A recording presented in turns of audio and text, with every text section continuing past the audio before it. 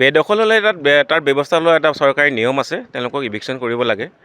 ইতিমধ্যে আমি আজি মিটিঙতে গম পাইছোঁ যে প্ৰায় নতুনকৈ 50-55 ঘৰমান মানুহে আকৌ মানে বেদখল কৰিছে, পূৰ্বৰেও অলপ আন আছে।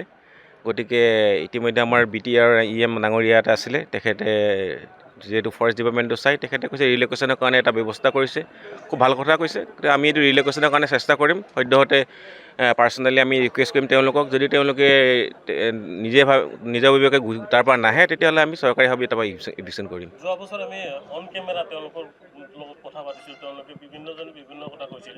কিছুমান নাগালেণ্ড, কিছুমান মেঘালয়, কিছুমান অৰুণাচলৰ পৰা অহা বুলিও কৈছে। এই ক্ষেত্ৰত কি কৰিম?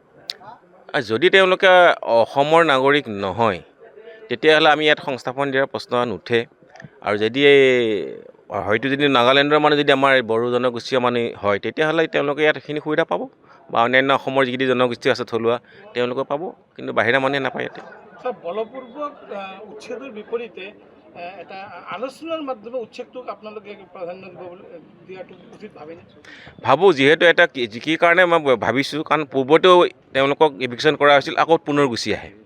গতিকে তেওঁলোকৰ যিটো মাইণ্ডছেটটো চেঞ্জ কৰিবলৈ হ'লে তেওঁলোকক এটা নতুন পন্থা বা নতুন এটা দৃষ্টিভংগী দেখাব লাগিব, আৰু নিজাববীয়াকৈ যে তেওঁলোকে আহিব, তেতিয়া হয়তো তেওঁলোকৰ টেণ্ডেঞ্চিটো কমি যাব।